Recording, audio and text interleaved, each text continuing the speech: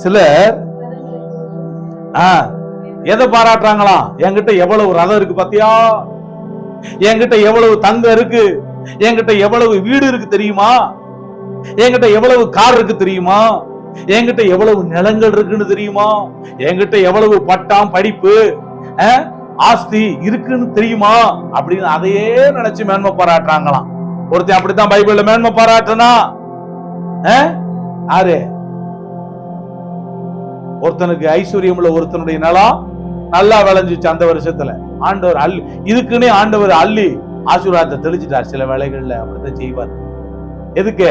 சிலருக்கு சோதிக்கும்படியாகவே ஆசீர்வாதங்கள் வருகிறது. ஆண்டவர் அள்ளி கொடுத்து சோதிக்கிறார்.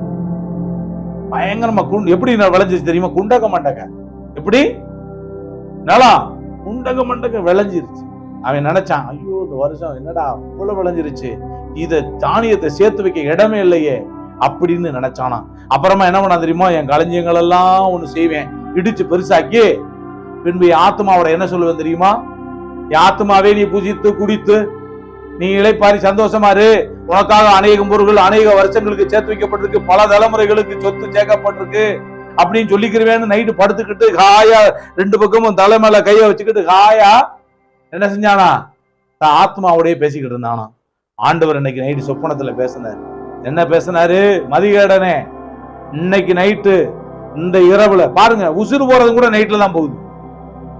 இன்னைக்கு நைட்ல உன் ஆத்மா உன்னை விட்டு எடுத்துக்கொள்ளப்பட்டா நீ சேகரித்தவைகள் எல்லாம் யாருடையதாகும்? சில ரதங்களை குறித்தும் சிலர் குதிரைகளை குறித்தும் தான் வீட்டுல அடுக்கி வச்சிருக்கிற நெல்லு மூட்டைகள், தான் வீட்டுல வச்சிருக்கிற பருத்தி மூட்டைகள், தான் வீட்டுக்கு முன்னாடி நிப்பாட்டி வச்சிருக்கிற காரு, தான் கட்டி வச்சிருக்கிற வீடு, தான் சேர்த்து வச்சிருக்கிற பத்திர சொத்து, இத குறிச்சே மேன்மை பாராட்டி இருக்கிறாங்க.